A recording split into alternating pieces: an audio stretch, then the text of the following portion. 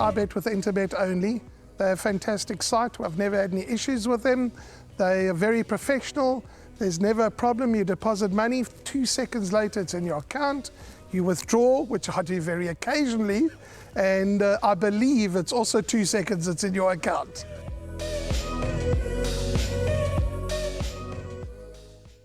Race 3 on the card is a maiden plate for fillies and mares over 1,200 metres, goes off at 13:40. Race 3, the first leg of the pick 6. And Warren, it's a tricky start to the pick 6. Not much to choose on form between all of Sky Cafe, Angel of Justice and Amarandi on the Our Emily form line. That form line has stood up quite well. Now, Sky Cafe ran 3rd in that race, Angel of Justice ran 4th, Amarandi ran 5th, and there was only a length covering the 3 horses. So any of them could improve sufficiently to win this. But the key to the race could be Duncan House's first timer, number 2, Adzras, who's been priced up a marginal favourite at 4-1. Daughter of Rafif, Musieni writes, now I'm fully aware that obviously from a pick 6 point of view, you don't need to consider the first timers, but if there's strong market support for Adzras, and that remains to be seen, currently 4-1, just because you don't have to put in the first timer, if you think it's going to win the race, she could shape up as a potential banker. So again, I think the betting is going to be quite key. But if you're not in the camp of Adzras, or you're looking to play it safer and take advantage of the fact that the pick 6 rules determine that you don't have to select a first timer, then I think it's wide open. Very little to choose between Sky Cafe, Angel of Justice and Amarandi, as I mentioned. I'm so glad to see that Wendy Whitehead has kept Lerato Mahapi on Sky Cafe, because he's going to have his first winner back very soon. You can't help but get that feeling, and this filly could well do it for him. Raspberry Beret, number 4, Carl Hertzon's horse for the De Haasts. Sean Veal's going to ride. Fair debut, only 3.5 lengths off Princess Donnelly. Very green on that occasion. You've touched on Angel of Justice. Lady Macbeth, number 6, is an interesting runner, and Atendiwe Magudwa rides for the Van Zyl Yard, and Mario Ferreira. 3 fair runs. I think she still might have scope to improve. And with regards to Amarandi, yes, also, as you mentioned, that Our Emily form line, massive runner for Amarandi.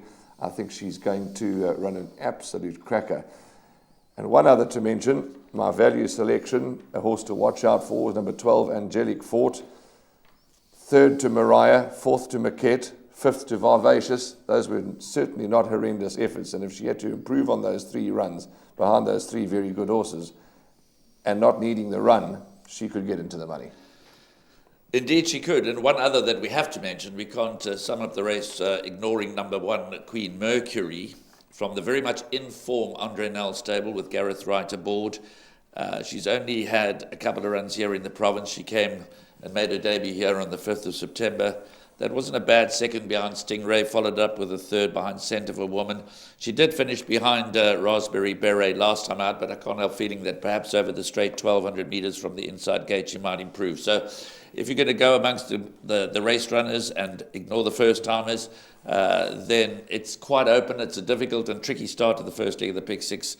In summary, all of numbers 1, Queen Mercury, 3, Sky Cafe, 4, Raspberry Berry, 5, Angel of Justice, 10, Amarandi, and as Warren has pointed out, number 12, Angelic Fort, have to be considered. But this race won't take a lot of winning, and if there's significant support for one of the first timers, then that could shape up as a possible pick 6 banker.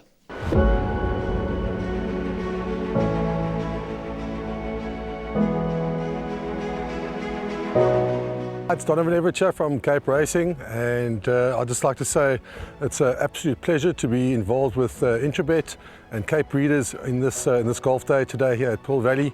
It's fantastic for the industry to see all the relevant stakeholders coming down and having a good time and networking, and it's exactly what the industry needs right now in terms of moving forward and recreating some positivity to take us forward into the next year.